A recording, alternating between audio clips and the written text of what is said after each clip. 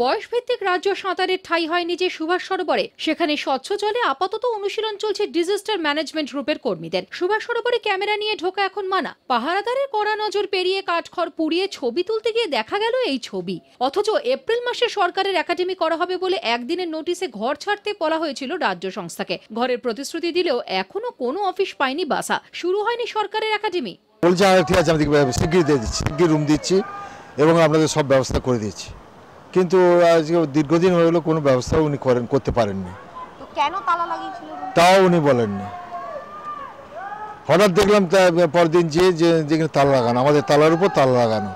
আমাদের কোনো অফিস কিছু নেই, নানা জায়গায় এখানে সেখানে নানা জায়গায় বসে নিজেদের আলোচনা করছি। কোনো দোকানে কোনো কারো বাড়িতে এইভাবে চলছে, পার্টিকুলার কোনো ঠিকানা নেই। তবে এখন আমার সেক্রেটারি আমার অ্যাড্রেস দিয়েছি, যদি কোনো প্রয়োজন হয় তখন আমার তমলুকে আমি থাকি, তমলুকে আমার বাড়ি, যেহেতু আমার সেক্রেটারি আমার সেখানেই অ্যাড্রেসটা দেওয়া আছে এবং সেইভাবে চিঠি দিয়েছি, শুদ্ধ সব জায়গায় জানিয়ে দিয়েছি, সেখানেই তারা যোগাযোগ করবে।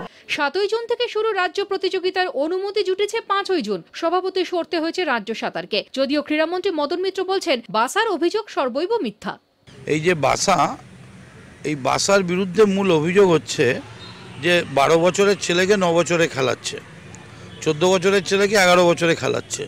আগে সেইগুলো বসুন, কাঁচের ঘরে বসে ঢিল মারবেন না, অযথা সরকারের সঙ্গে সংঘর্ষে আসবেন না। আপনাদের ইচ্ছে হয়েছে অন্য পুলে কাটবেন, গেছেন।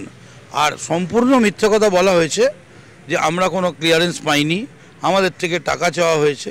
এমনি তো টাকা চাওয়া হবেই, প্রত্যেকের কাছেই টাকা চাওয়া হয় এবং তারপর তারা অ্যাপ্লিকেশন করেন, তখন খেলা যদি হয় কোনো অ্যাসোসিয়েশন সেটাকে ফ্রি করে দেওয়া হয়। এবার তলিয়ে দেখতে হবে যে 4 তারিখ রাত্রেবেলা ওরা অ্যাপ্লাই করেছিল কিনা।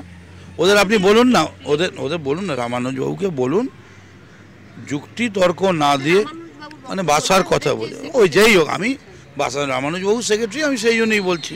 আমার বক্তব্য হচ্ছে ওনারা আসুন, এসে কথা বলুন। অভিযোগ দিতে গেলে অভিযোগটাকে খতিয়ে দেখতে হয়।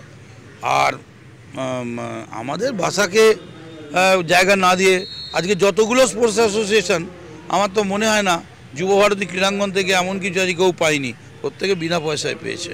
কিন্তু আমরা বাইরে যারা প্রফেশনাল গেম টুর্নামেন্ট করাচ্ছি তাদের জন্য তো পে অ্যান্ড ইউজ করবোই, আমরা মেনটেন করবো কি করে। কিন্তু যদি ভাড়ার চাপে খেলাই বন্ধ হয়ে যায় তাহলে পরিকাঠামো রেখে লাভ কি? আর যদি বাসার কর্তাদের বিরুদ্ধে কোনো অভিযোগ থেকেও থাকে, তার শাস্তি এই ছোট ছোট ছেলেমেয়েগুলোকে বঞ্চিত করে কেন দেওয়া হলো?